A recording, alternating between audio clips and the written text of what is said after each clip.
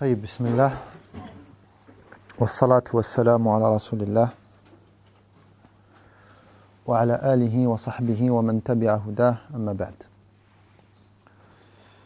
Un sujet très important ce soir, extrêmement important. Un sujet malheureusement ignoré par bon nombre de personnes. Mais pour pouvoir l'introduire, il y a des muqaddimat, il y a des introductions à cerner et à comprendre. Une des premières introductions vraiment à comprendre fondamentalement, c'est que ici-bas, le concept de mort-vivant n'est pas un concept hollywoodien. Il est avant tout un concept coranique. Allah Azza wa Jal dit « أَوَمَنْ كَانَ مَيِّتًا فَأَحْيَيْنَاهُ وَجَعَلْنَا لَهُ نُورًا يَمْشِي بِهِ فِي النَّاسِ كَمَنْ مَثَلُهُ فِي الظُّلُمَاتِ » Est-ce que celui qu'Allah Jalla wa Ala a ressuscité alors qu'il était mort? أَوَمَنْ كَانَ مَيِّتًا, il était mort. فَأَحْيَيْنَاهُ, et nous lui avons redonné vie. Nous l'avons ressuscité. Et ensuite, à la suite de cette nouvelle vie, nous lui avons octroyé une lumière avec laquelle il vit parmi les gens. كَمَنْ مَثَلُهُ فِي الظُّلُمَاتِ. Est-ce que cette personne-là, à qui on a redonné la vie et à qui on a donné la lumière, est-ce que cette personne-là est comparable à celui qui vit dans les ténèbres de la mort, dans les ténèbres de l'ignorance, dans les ténèbres de l'insouciance? لَيْسَ بِخَارِجٍ مِنْهَا. Et il ne sortira jamais de cette ignorance. Pourquoi? Parce qu'Allah ne lui a pas octroyé la vie. Donc ce concept de mort-vivant, c'est un concept coranique. La majorité des gens qui nous entourent sont vivants physiquement, mais morts spirituellement.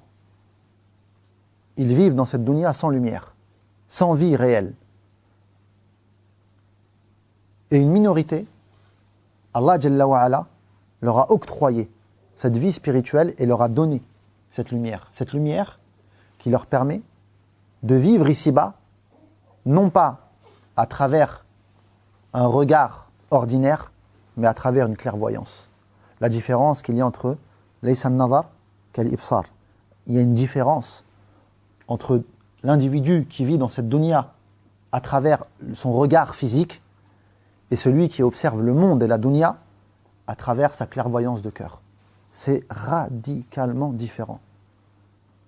Allah dit, et tu les vois, وَتَرَاهُمْ يَنْظُرُونَ إِلَيْكَ, et tu les vois t'observer, mais sache que ils n'observent réellement rien du tout, parce qu'ils ne voient pas. Leur cœur est touché de cécité. Donc en fait, il est là, mais il ne voit rien. Il passe à côté de tout. Et ça, c'est la pire des choses qui peut arriver. Donc le concept de mort-vivant, c'est un concept coranique, et c'est un concept prophétique. Dans le recueil de Bukhari, ainsi que celui de l'imam Muslim, rahmatullahi alayhima, le prophète, sallallahu alayhi wa sallam, nous dit Mathalu alladhi yadhkuru rabbah, l'exemple de celui qui vit avec la compagnie de son Seigneur, qui se rappelle de son Seigneur, et celui qui ne vit pas avec son Seigneur est l'exemple du mort et du vivant. Et Allah Azza wa Jal dit au prophète sallam, innaka la tusmi'u al-mauta. Tu ne peux pas faire entendre la vérité aux morts. Ils sont morts. Ils sont là, physiquement, mais ils sont morts spirituellement. Et ils observent cette dunya avec une cécité telle qu'ils ne comprennent rien à ce qu'il se passe. Et ça, cette introduction-là, elle est déterminante. Elle est déterminante. Savoir si nous sommes vivants ou si nous sommes morts spirituellement parlant, c'est l'une des questions les plus importantes. Et c'est pour ça que Allah Jalla wa Ala a fait en sorte que le prophète sallallahu alayhi wa sallam soit notre père spirituel. Pourquoi le prophète sallallahu a une place si importante auprès de nos cœurs et que nous lui sommes redevables à un point où peu importe ce que nous faisons, ça sera toujours en deçà de ce que nous lui devons. Parce que c'est notre père spirituel. Allah Azza wa Jal dit An-nabiyyu awla bil mu'minina min anfusihim. Le prophète sallallahu alayhi wa sallam a plus de prépondérance que nous-mêmes vis-à-vis de nous-mêmes.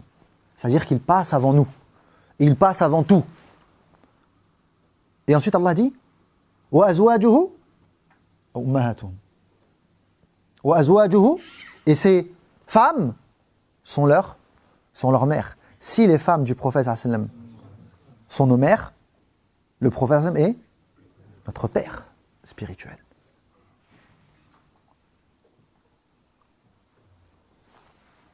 Et c'est pour ça que dans le hadith rapporté par l'imam An-Nasa'i et d'autres, le prophète sallallahu alayhi wa sallam dit Ana lakum, innama ana lakum, bimanzilatil walid.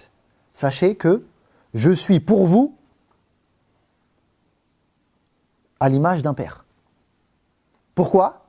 Wa'allimukum, car je vous enseigne. Et c'est pour ça que les ulama, ils ont dit chaque être humain a 2 naissances.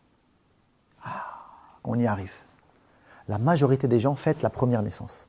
Masha'Allah, j'ai un enfant. Masha'Allah, j'ai un enfant. Mais à ce niveau-là, ton enfant, il est juste vivant physiquement. Mais il est mort spirituellement. C'est pour ça que beaucoup d'enfants naissent, même dans des familles musulmanes, se disent musulmanes, prient, jeûnent, mais ils restent spirituellement morts.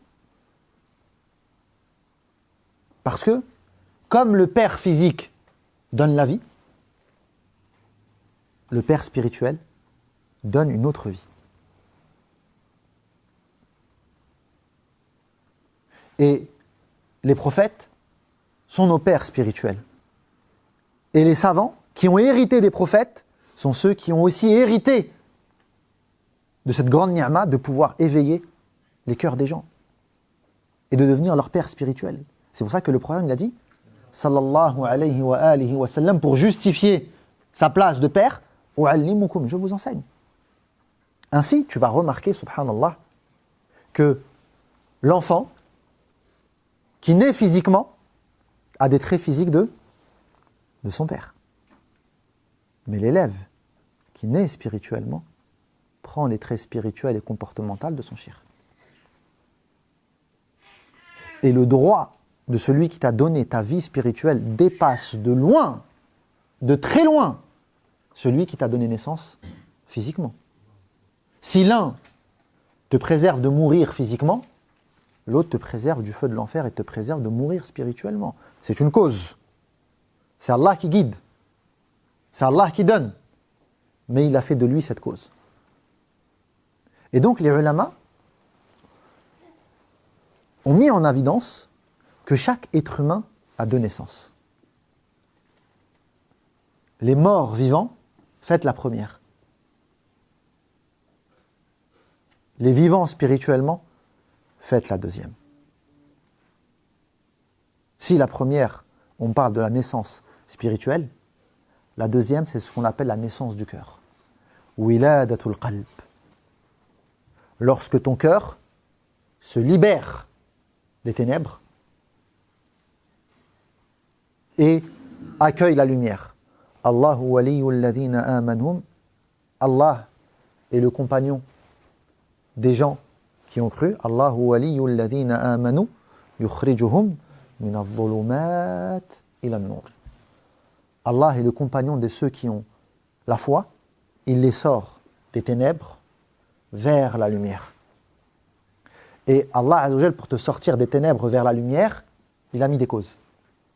Et parmi les causes, le fait est qu'il a mis des créatures qui te permettent d'aborder cette lumière-là.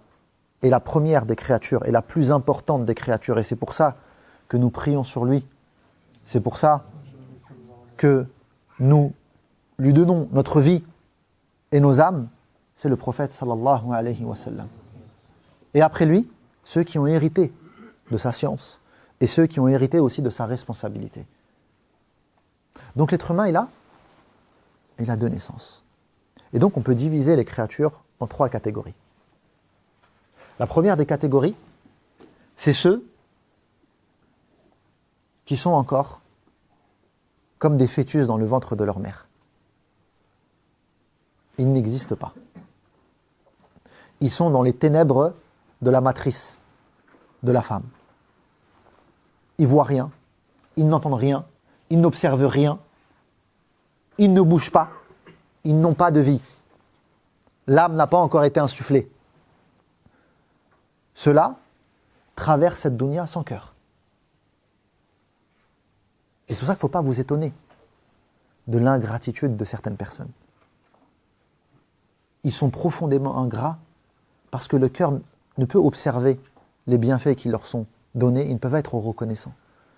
C'est des choses qui leur sont dues. Ils sont tellement profondément narcissiques qu'ils ne voient que leur personne. Leur cœur est mort. C'est pour ça qu'il y a des personnes, elles sont profondément mauvaises.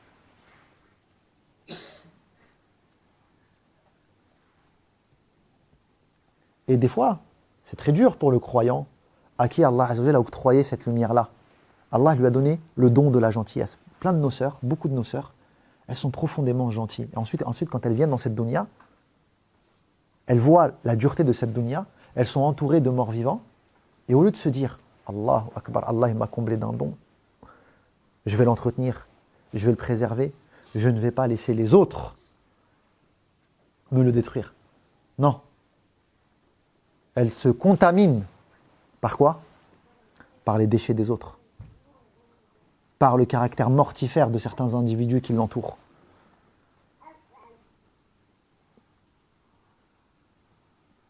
Parce qu'elles manquent de lumière, elles manquent de compréhension. Donc on a cette catégorie de personnes, et c'est la catégorie qui est majoritaire.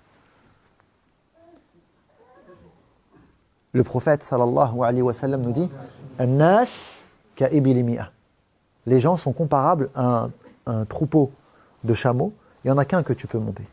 Il n'y en a qu'un qui mérite que tu le montes et qui te ramène à destination. Les autres sont incapables de te ramener à destination.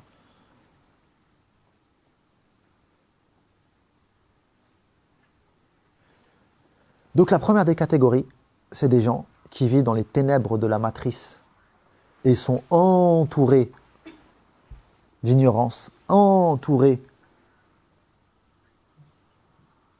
de ténèbres, et ils n'observent rien, et ils ne voient rien, et ils ne bougent pas. Ils sont simplement objets de leur vie.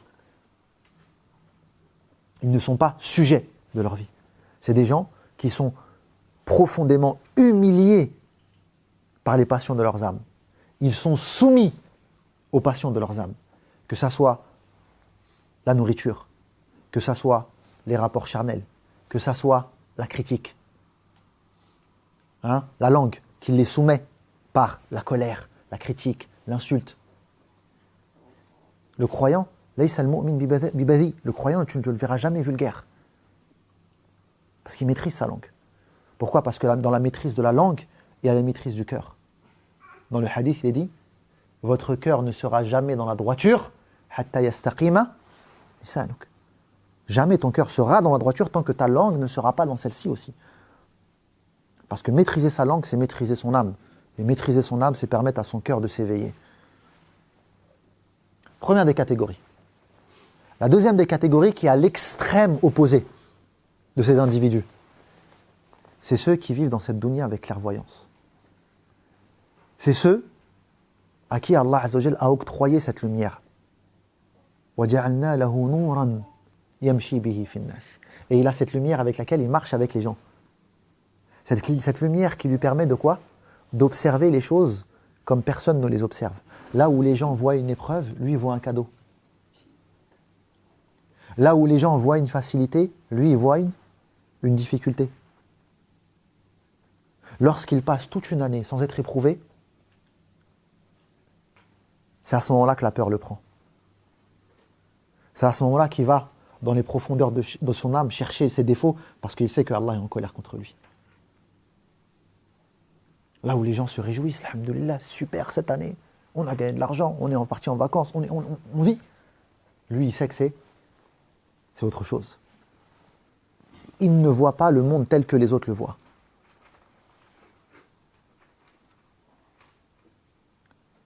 Sa vie ne ressemble en rien à celle des autres. Là où les gens cherchent le repos, lui, il sait que pour trouver le repos, il faut abandonner le repos. Man arada ar-raha falyatruk ar-raha. Parce que lui, il sait que son repos, son réel repos, c'est lorsqu'il mettra son premier pied au paradis. Et que dans cette dunya, c'est une terre d'épreuve, une terre de fatigue. Il ils n'observent pas le monde tel que les autres l'observent. Ils ne valorisent pas les choses que les autres valorisent. Il est dans une autre dynamique. Pourquoi? Parce qu'Allah lui a donné, c'est quoi? Cette lumière. Et il faut comprendre ici la lumière comme la lumière de la foi, mais aussi la lumière du Coran. On ne peut s'imaginer quelqu'un dont le cœur est éveillé sans une méditation coranique profonde, puisque c'est la lumière par excellence. وَجَعَلْنَا لَهُ نُورًا يَمْشِي بِهِ فِي النَّاسِ. Et pourtant, cette personne-là, bien que son cœur soit éveillé, il est avec les gens. Sauf que l'autre qui l'insulte, qui le critique, il voit ça comme des hasanats gratuits. Barakallahu fik. Mais toi, t'es mon meilleur ami. Tu me permets de m'élever auprès d'Allah Azza wa Jalla et potentiellement m'alléger de mes péchés. Gratuitement. Qu'Allah te récompense. Si tu te fais du mal à toi, khir. Mais moi, je vois pas. Moi, mon âme, mon honneur, ça fait longtemps que je l'ai vendu à Allah Azza wa Jalla. À part la Wal Ammi. Moi, je suis concentré sur autre chose. Et je vais te dire un truc. Tu ne seras jamais aussi dur vis-à-vis de moi que moi vis-à-vis de moi-même.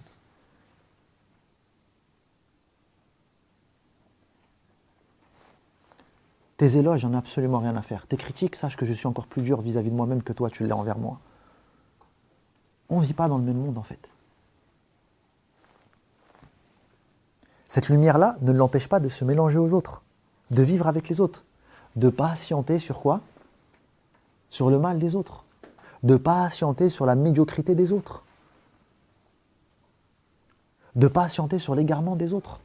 Et c'est pour ça que cette personne-là a la poitrine large, a le cœur large. Il a cette capacité à envelopper les autres de sa miséricorde, de sa douceur. Parce qu'ils ne voient pas le monde tel que eux le voient. Si eux, ils sont en concurrence entre eux, lui, il ne voit qu'Allah Azza wa Jal.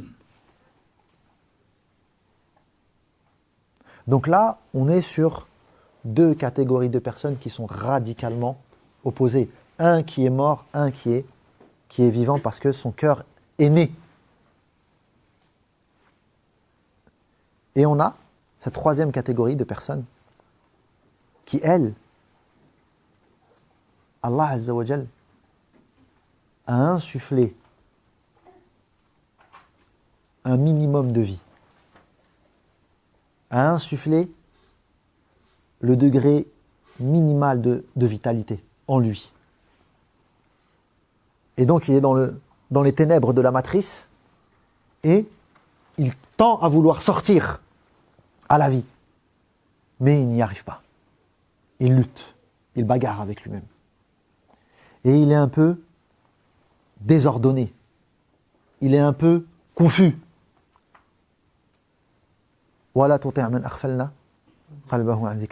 Et n'obéit surtout pas à celui dont le cœur a été détourné du rappel.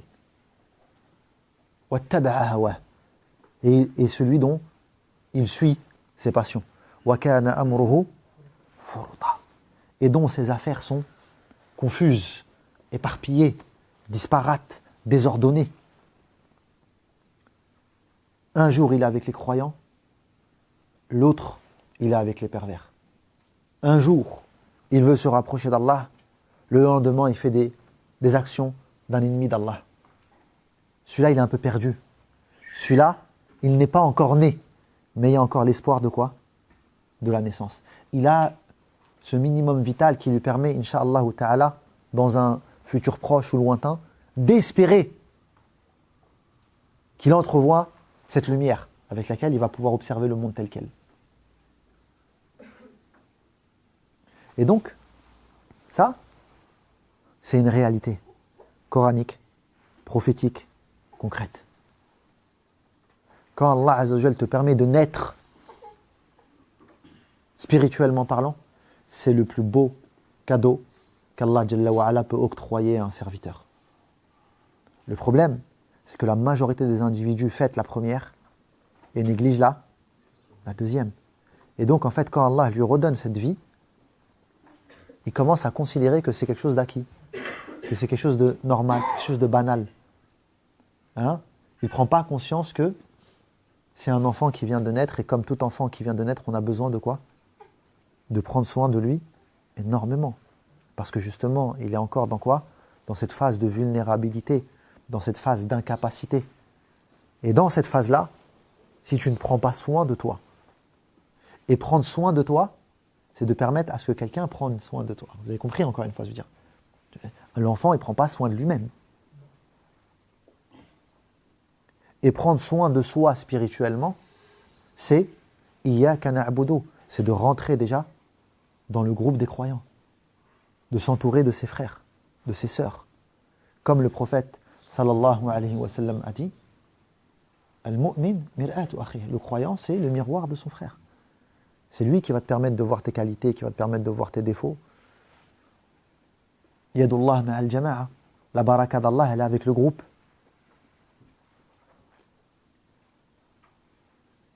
Et c'est dans ça que tu préserves ce minimum de vitalité et qui va amener à grandir jusqu'au jour où tashriqu hadhihi al-anwar fi qalbik. Jusqu'à ce jour, c'est l'éclosion des lumières dans ton cœur. Et là, à ce moment-là, khlas. Et après, pour ça, bien sûr, il y a tout un cheminement, il y a tout un...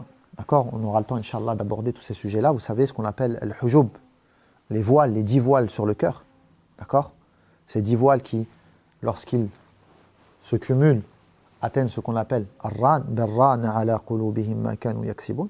D'accord, on aura l'occasion, Inch'Allah, de parler du ran. D'accord, si vous voulez, demain, on abordera ce sujet-là. Mais, ce soir, vraiment, je voulais que vous preniez conscience de ça, de manière très pragmatique. Alhamdulillah, ici présent,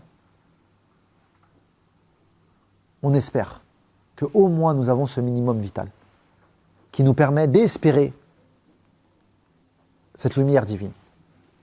Certains, alhamdulillah, l'ont. Alhamdulillah, certains ont cette lumière divine. Mais maintenant, il faut l'entretenir.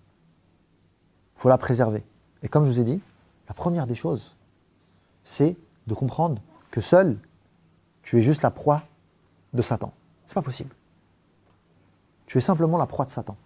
Et donc, il faut valoriser et il faut donner toute son importance à la fraternité en islam. C'est pas mon frère, ma sœur. Non, c'est pas des paroles légères, ça. Ça, c'est des paroles qui sont lourdes de conséquences. Parce que c'est la aqidah qui nous unit. C'est l'amour d'Allah qui nous unit. Mais si elle nous unit, elle nous responsabilise aussi vis-à-vis de la religion. Hein? Tout à l'heure, je me suis réuni avec les frères, je leur ai tiré les oreilles. Qu'Allah les guide. Qu'Allah leur pardonne. Mais encore une fois, si tu n'es pas à la hauteur du don divin, c'est pas grave. Allah n'a pas besoin de toi. Allahu ghaniyun 'anil 'alamin. Allah, il a besoin de personne d'entre nous. Ça veut dire que nous sommes tous remplaçables. Nous sommes tous interchangeables. Aucun d'entre nous n'a la moindre importance.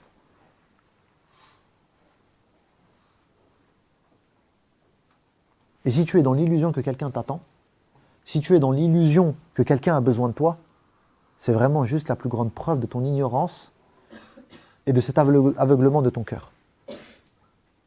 Tout ce que tu le fais pour toi.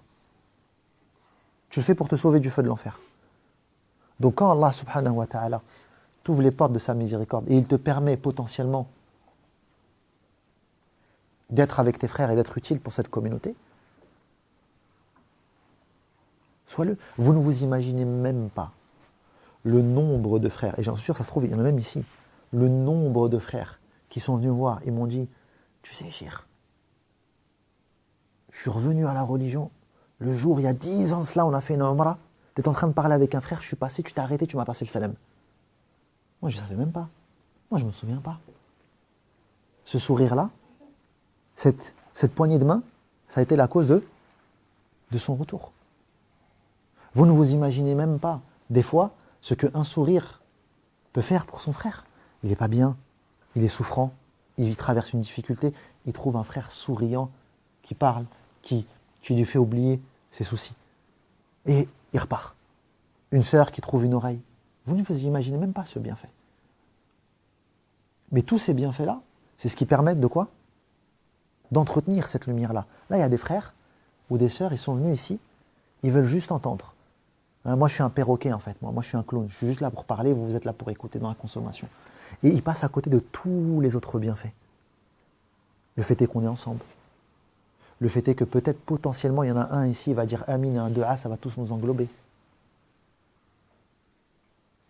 Le fait est que ça nous sort un petit peu de cette solitude spirituelle dans laquelle nous sommes en France et qu'on se retrouve dans un endroit où est valorisé celui qui est croyant, est valorisé celui qui se rapproche d'Allah.